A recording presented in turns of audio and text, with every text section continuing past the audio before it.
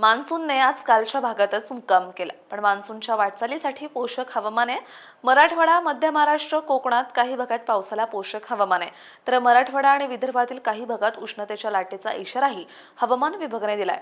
मान्सूनने काल बंगालचा उपसागर, अरबी समुद्र तसंच अंदमान आणि निकोबार बेटे व्यापत पुढे वाटचाल केली होती, पण आज मान्सूनने याच भागात मुक्काम केला. मान्सूनच्या वाटचालीसाठी मात्र पोषक हवामान आहे, त्यामुळे मान्सून पुढील 3 ते 4 दिवसांमध्ये अंदमान समुद्राचा उरलेला भाग, नैऋत्य अरबी समुद्राचा काही भाग, कोमोरिन भाग, नैऋत्य आणि आग्नेय बंगालचा उपसागर आणि पूर्व मध्य बंगालच्या उपसागराचा काही भाग व्यापेल, असा अंदाज हवामान विभागाने दिलाय.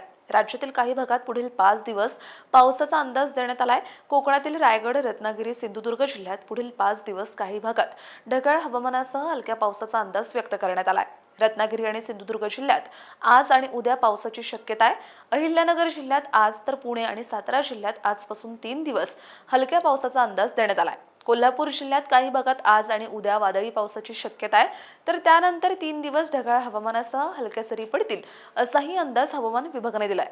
सांगली आणि सोलापूर जिल्ह्यात उद्या हलक्या पावसाचा अंदाज काही भागात देण्यात आलाय. नांदेड आणि बीड जिल्ह्यात आज, तर लातूर आणि धाराशिव जिल्ह्यात आज आणि उद्या ढगाळ हवामानासह हलक्या पावसाची शक्यता वर्तवण्यात आली आहे. चंद्रपूर आणि गडचिरोली जिल्ह्यात काही भागात आज वादळी पावसाची शक्यता वर्तवण्यात आली आहे.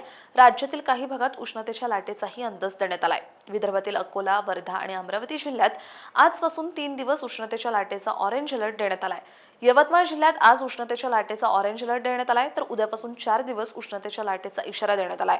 नागपूर जिल्ह्यातही आजपासून 5 दिवस उष्णतेच्या लाटेचा इशारा देण्यात आलाय.